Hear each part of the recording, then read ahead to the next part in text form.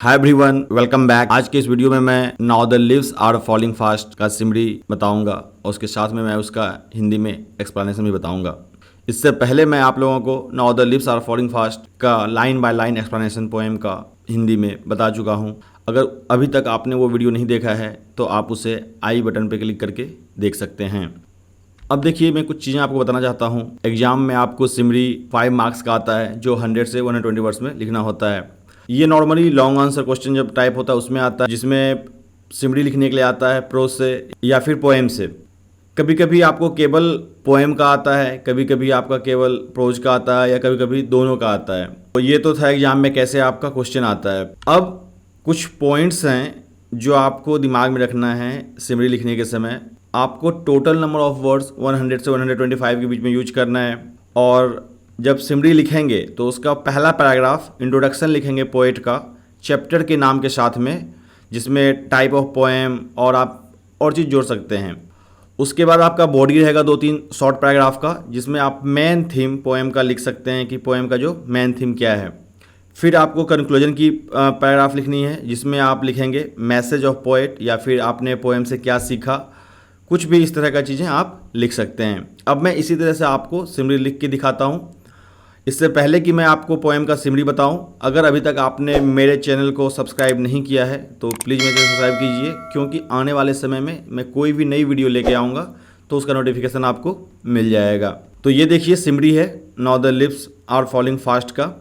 The poem now the leaves are falling fast is composed by the modern poet W.H. Auden. The title of this poem suggests to us the death of human being like the falling fast of leaves. The poet says about the speedy arrival of old age and the death of the human beings. People who are alive today will die tomorrow. In this poem, the poet tries to expose the frustration and crisis in the modern life. The poet says that the messenger of death is present to snatch the real delight of people, and people show fake love to one another. The underlying idea in this poem is that death is certain, like a tree, man also has to meet his ends someday. तो ऐसे ही आपको सिमरी लिखना है exam में, जैसे मैंने लिखा हुआ है। मैंने कोशिश किया है कि आपका सिमरी 120 वर्ड्स में आ जाए और इससे ज़्यादा आपको लिखना भी नहीं है। अब आइए मैं आपको हिंदी में एक्सप्लेनेशन बता देता हूँ। The poem now the leaves are falling fast is composed by the modern poet W.H. Auden.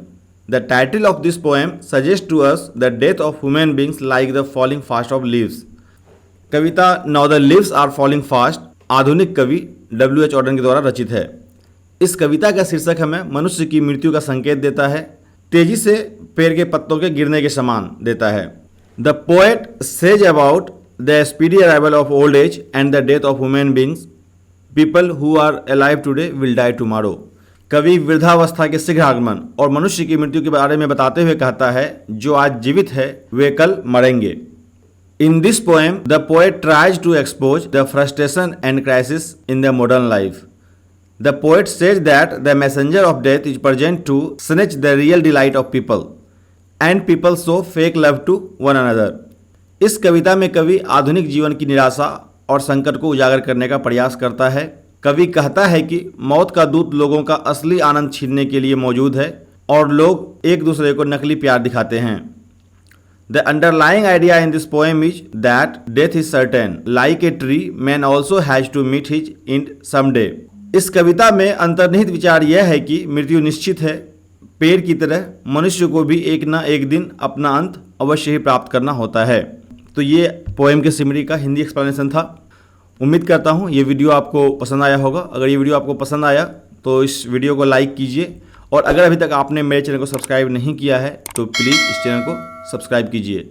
मिलता हूँ अगले वीडियो में। इस वीडियो को देखने के लिए धन्यवाद।